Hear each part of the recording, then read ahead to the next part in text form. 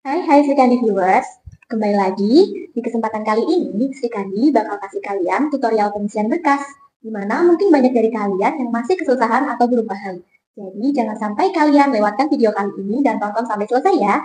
Untuk tahap pertama, teman-teman harus menyiapkan data-data dan dokumen yang diperlukan. Di antaranya, yang pertama ada fotokopi KTP.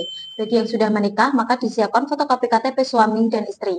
Yang kedua, ada fotokopi kartu keluarga. Yang ketiga, bagi yang sudah menikah, maka disiapkan fotokopi buku nikah. Yang keempat, ada fotokopi NPWP. Yang kelima, ada slip gaji 3 bulan terakhir bagi karyawan, kemudian bagi wirausaha disiapkan laporan laba rugi selama 6 bulan terakhir.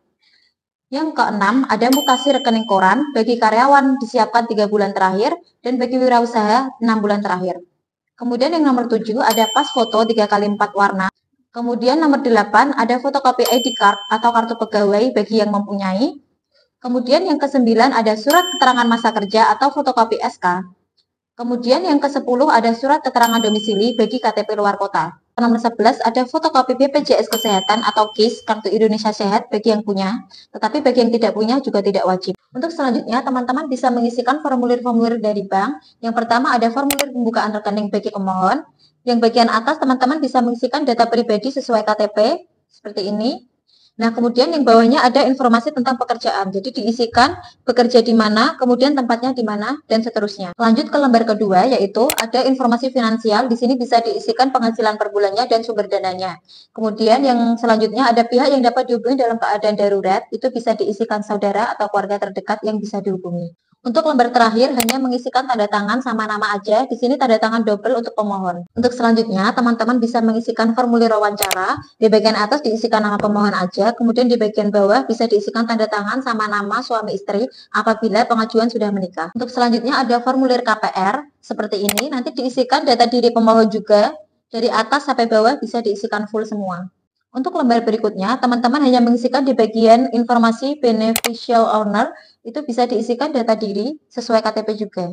Kemudian untuk lembar berikutnya ada data suami atau istri pemohon. Jadi semisal Anda pengajuannya itu suami istri, maka di sini diisikan data pasangannya. Diisikan data diri, kemudian data pekerjaan apabila bekerja. Jika tidak bekerja, maka ini dikosongi saja. Nah, untuk bawahnya ini ada informasi tentang kotak emergency, bisa diisikan juga keluarga atau saudara yang bisa dihubungi dalam keadaan darurat.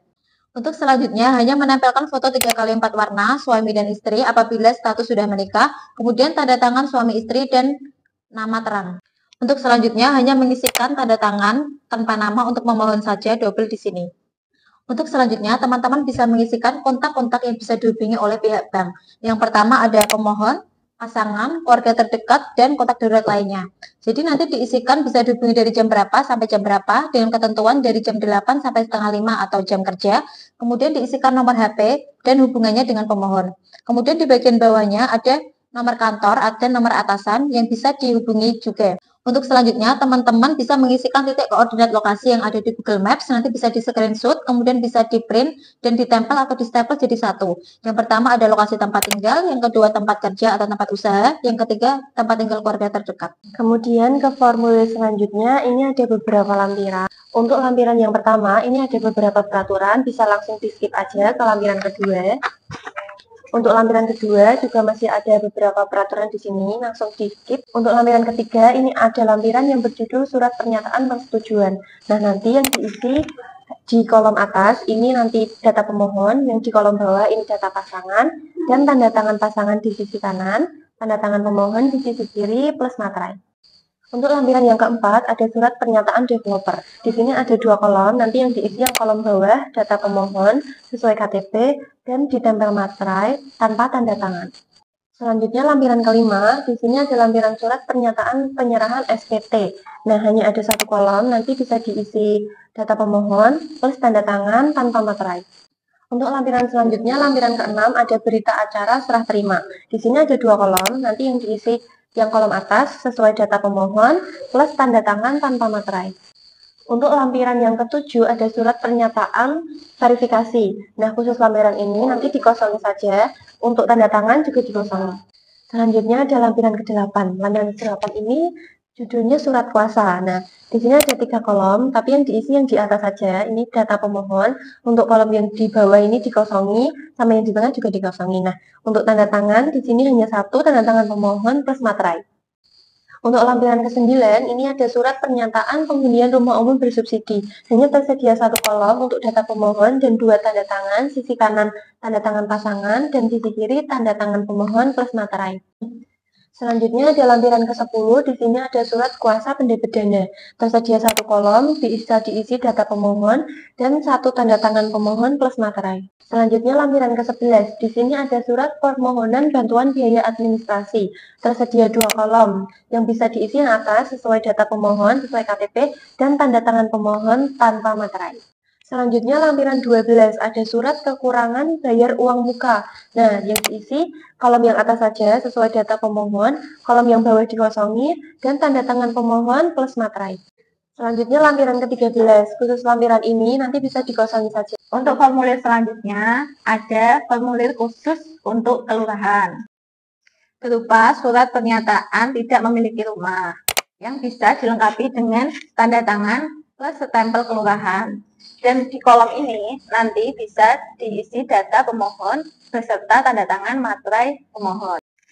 Di lembar kedua, ada surat pernyataan tidak bekerja atau tidak mempunyai pekerjaan.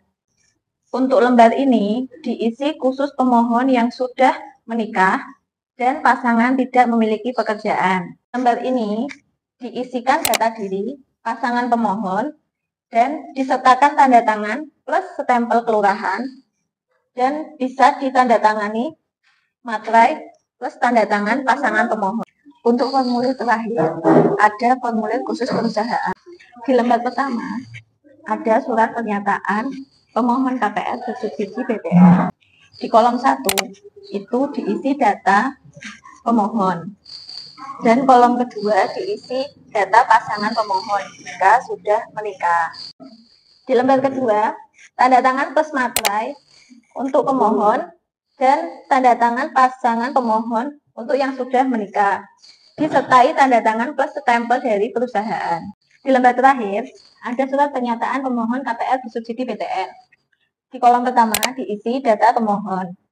Di kolom kedua diisi data pasangan pemohon jika sudah menikah, disertai tanda tangan plus materai untuk pemohon dan tanda tangan pasangan pemohon jika sudah menikah, disertai tanda tangan plus stempel perusahaan.